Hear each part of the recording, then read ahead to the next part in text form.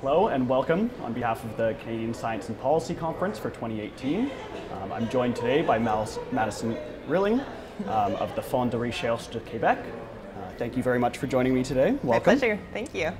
So I guess let's start off with a kind of general question about your background with the Fonds de Recherche de Québec and what makes your position unique. What are some of the kind of major challenges or major roles that you face with your work? So maybe the first thing I'd start off by saying is that I'm not an employee of the Fonds de Recherche de Québec. I'm really a student advisor within the structure that is the Fonds de Recherche de Québec. And to better understand that, I'd say that it's important to know what the Fonds de Recherche de Québec really are. So the Fonds de Recherche, it's the Quebec Research Fund. So it's our provincial granting agency for research that's done in Quebec and outside of Quebec.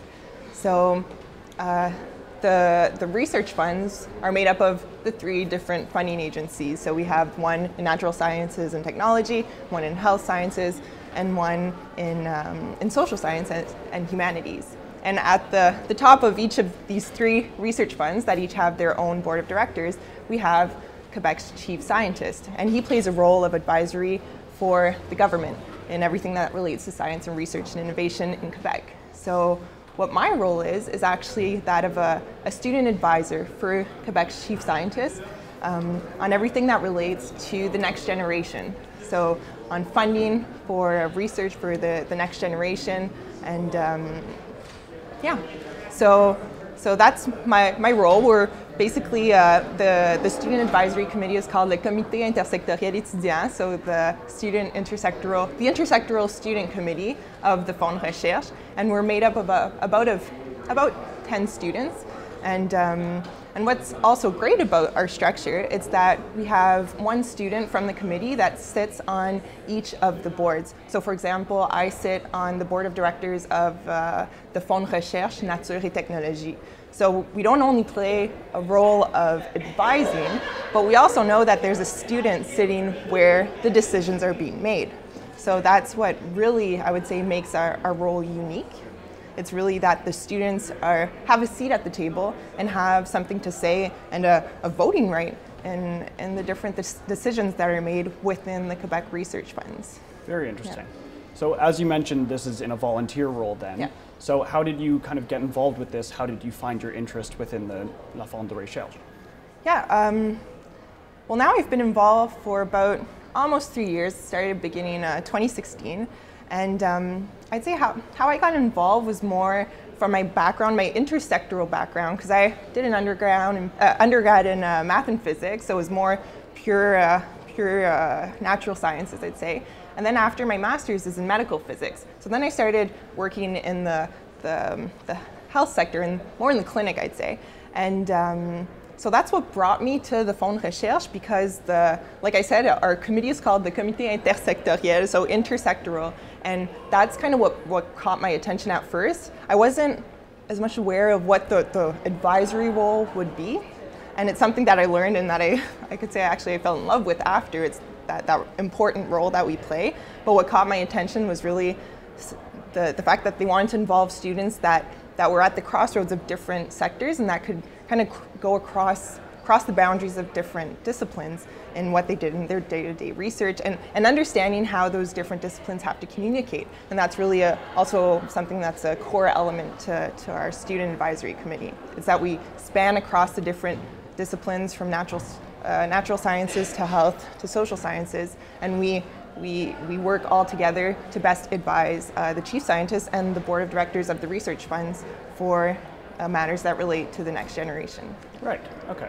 So obviously that's very intertwined with the entire idea of science policy. So then how do you kind of see yourself fitting into this role, and how do you think you have the ability to really influence this and build upon it?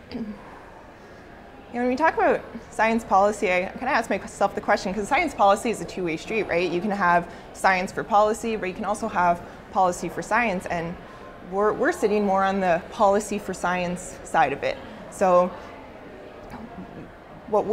our work is to advise the chief scientist, the board of directors on how we can best make accessible research funds for the next generation, how we can how we can promote research excellence of student researchers, and how we can make that excellent research visible at a provincial level, at a national level, and at an international level. So what we're there is really working in the policy part, where we have the funds at the Quebec Research Funds, right? And but how do we use those funds to best invest in the training, in the opportunities for student researchers? So we're working for science in that case. So I'd say that's really how we fit into the science and policy on the policy for science side of it. Right. Yeah. And so bringing in a perspective from a student side, do you have anything that you really see as a very unique perspective compared to many other policymakers that are more employees and on the pure policy side? We definitely have a unique perspective because we're the students, right? At the Quebec Research Funds, about 40% of the annual budgets go towards the students. So what's important is that when we're making the decisions on how those investments are going to be made, it's that you're actually consulting the students, and the ones that you're going to give that money to, who you're going to invest in, are there when the decisions are made, and that their opinions are weighed into the decisions. So we do have a unique perspective in the sense that we are the students doing the research from day to day, and we come with our own experience. We come also with the voice or the experience of the students that we work with. And so that's really very, very important. And I'd say we obviously don't have maybe the same training, but we learn.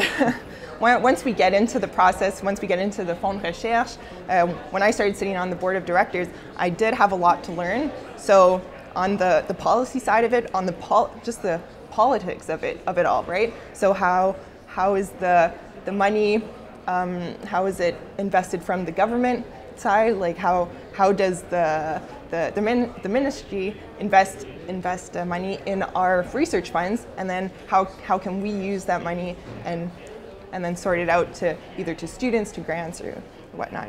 So we do have a lot to learn, but we're coming with the voice of the students on those the people in who we're going to invest in. So and that brings an incredibly powerful kind of background behind it. So yeah, that's very interesting. So I understand as well that you're participating in a panel today about the many ways in which the next generation can be involved in the governance of research. What are the major kind of themes of this panel, and what is the major takeaway message, you might say?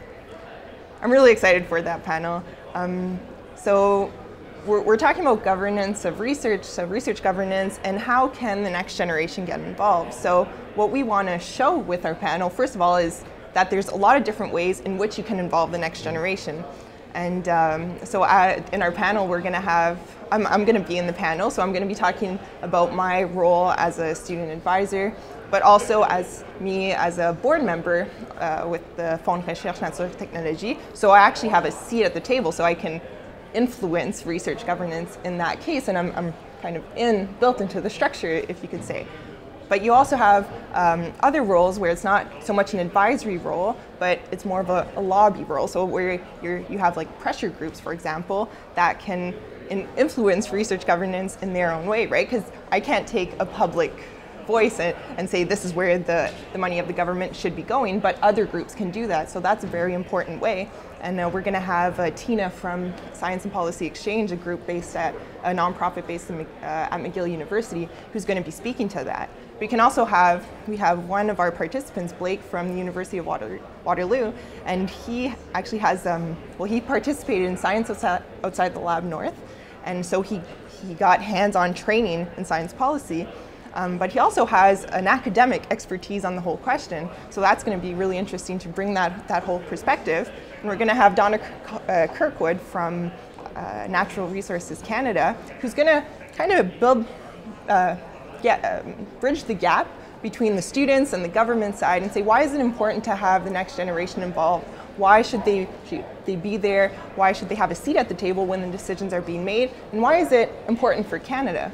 Why is it important for our government, for our universities, for the Canada of tomorrow? So that's really what we're going to be bringing to the table, is that there's a lot of different ways that we can get involved, and there's really strong impacts that we can have on the whole structure. And I think I'd finish by saying that one thing we also want to address is that there can be obstacles in getting the next generation involved.